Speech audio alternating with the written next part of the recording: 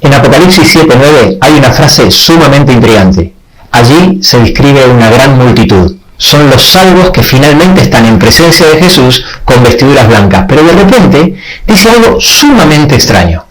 Tienen en sus manos unas hojas de palmeras. ¿Por qué tendrían en las manos unas hojas de palmera? Y más intrigante aún, de todo lo que pudiera estar ocurriendo ahí, ¿por qué es importante para nosotros explicarnos justamente ese detalle? Descubrir el motivo te hará entender muchas cosas de la Biblia en general y del Apocalipsis en particular. Comencemos.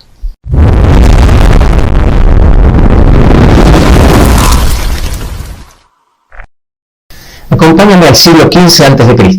Cuando Dios libera al pueblo de Israel de la esclavitud de Egipto a través de Moisés, primero los lleva al desierto, luego frente al monte Sinaí les entrega las tablas de la ley y entonces le da instrucciones precisas de cómo construir un santuario.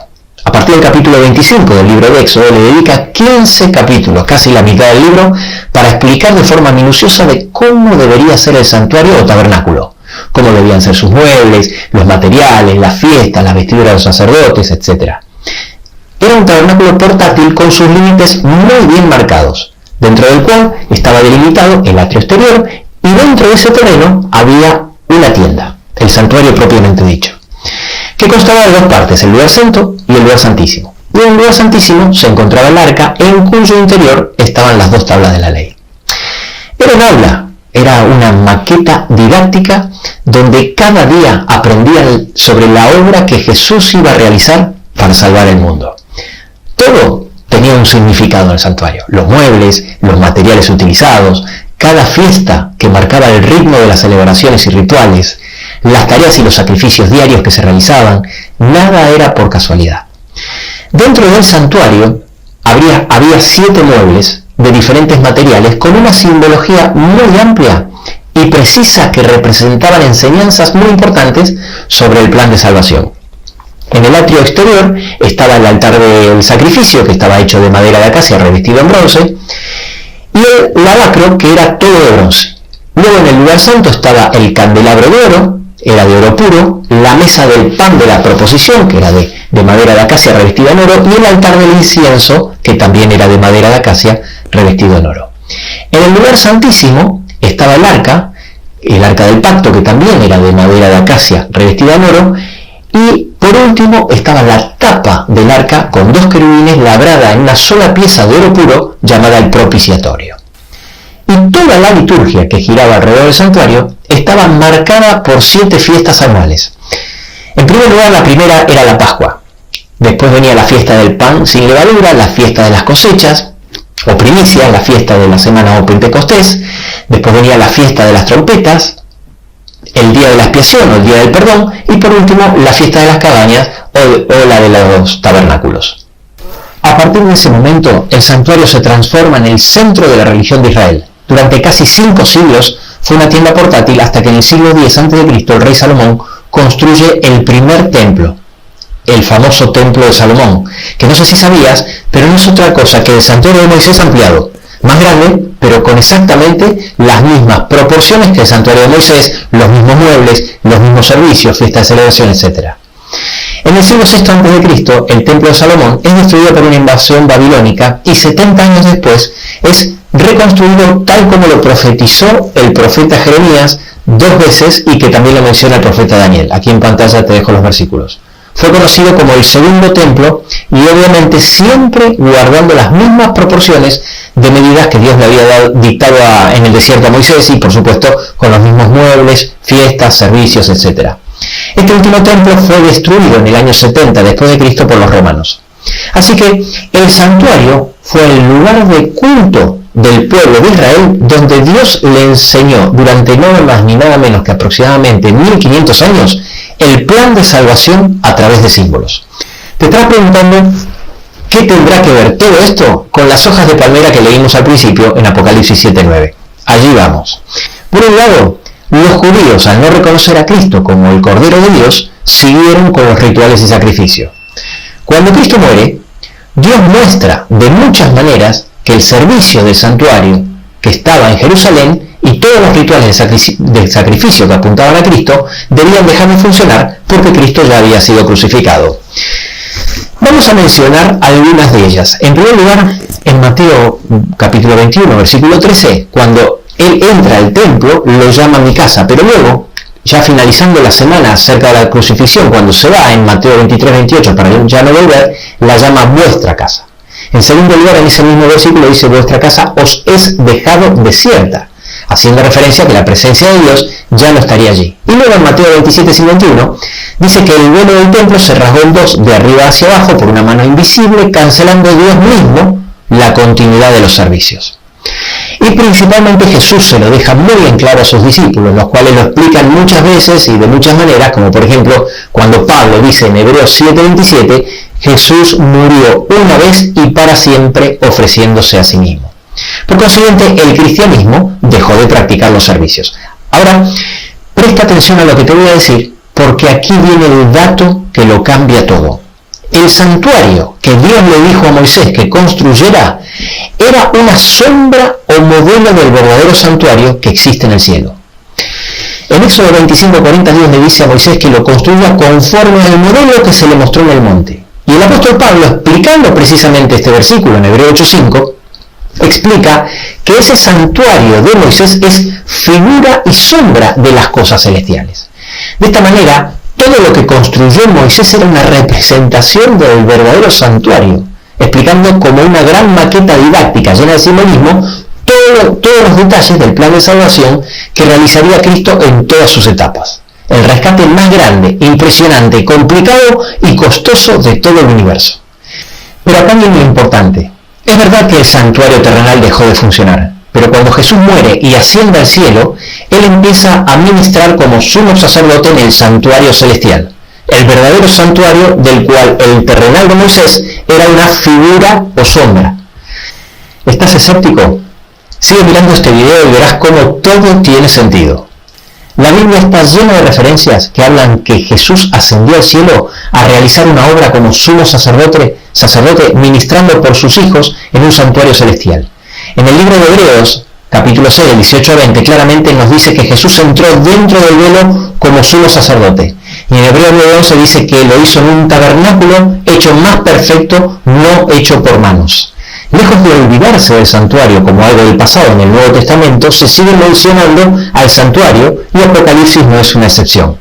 Tan pronto inicia el libro de Apocalipsis, que en griego significa revelación, en sus primeras 4 palabras Juan dice la revelación de Jesucristo. Y en el primer capítulo se lo muestra a Jesús caminando en el lugar santo, entre los candelabros del templo celestial. Son muchas las menciones directas e indirectas que se hacen del santuario en el Apocalipsis. En Apocalipsis 8, versículos 3 y 4, por ejemplo, hay una escena frente al altar del incienso. Y en Apocalipsis 11, 19, se menciona el arca del pacto. Por este motivo, la comprensión del santuario es, sin ninguna duda, una llave para entender el Apocalipsis y muchas otras profecías de la Biblia.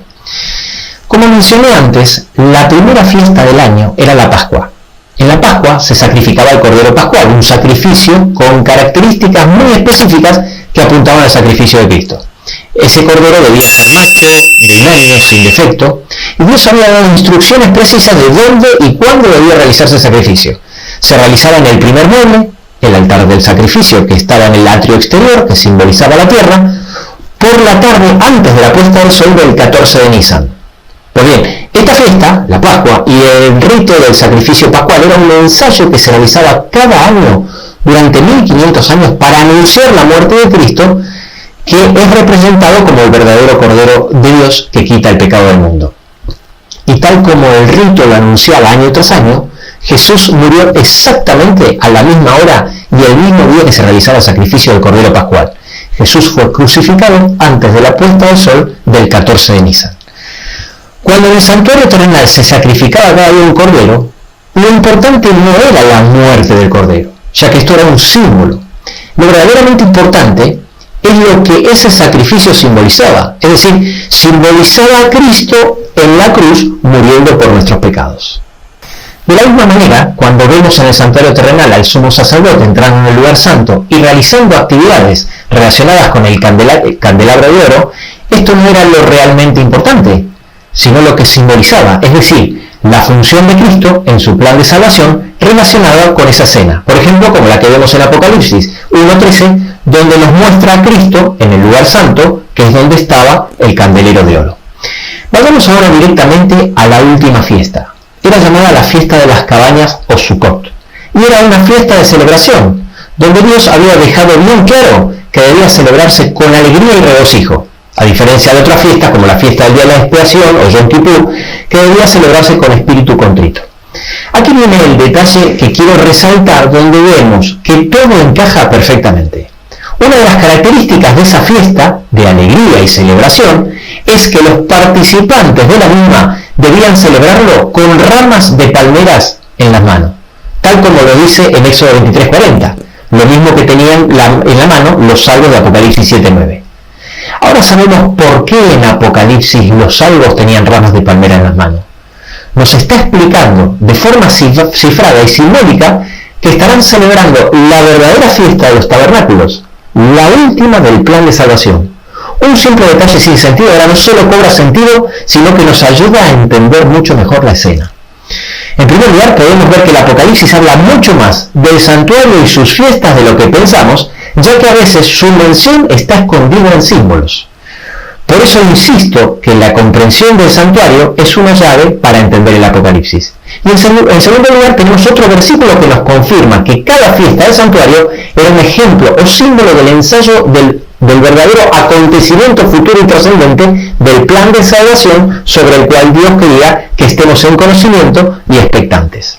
Ahora bien, si hace 2000 años Cristo, el verdadero Cordero Pascual, murió para redimirnos, realizando por fin el sacrificio que año tras año se venía celebrando simbólicamente en la primera fiesta, la Pascua, y en el cielo, cuando todo haya terminado y por fin estaremos salvos delante del trono de Dios, estaremos celebrando la séptima fiesta, la verdadera fiesta de los tabernáculos, es inevitable que nos hagamos las siguientes dos preguntas. En primer lugar, ¿cuáles serían los acontecimientos trascendentes del plan de salvación que las otras 5 fiestas simbolizan? Y en segundo lugar, y lo que no es menos importante, ¿cuántas se han cumplido y cuántas faltan por cumplirse? Bueno, ese será el tema de los próximos videos de esta lista de reproducción, donde estaremos desarrollando todas las etapas de este increíble plan de salvación a la luz del santuario. No te olvides de hacerle clic al botón de suscripción y a la campanita para que no te pierdas ningún video. Y recuerda que en la comprensión de estos temas podría estar en juego tu vida eterna y la de tu familia.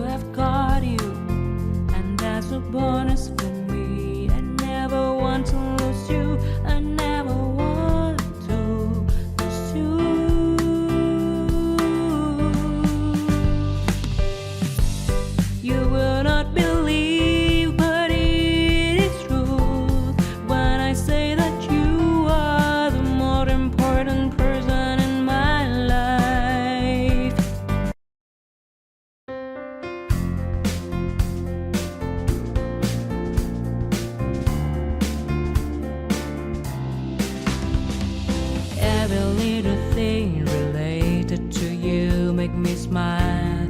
I know you are doing hard work to make things possible. I want to let you know that I am with you, and I will be forever. Every little thing related to you make me smile. I know you are doing hard work to make things possible. I want to let you know that I am with you, and I will be forever. When you talk, I want to listen to you for hours. When you are there beside me, I feel like looking at you all the time. My love for you will never really change. Just want to tell you that you mean a lot to me.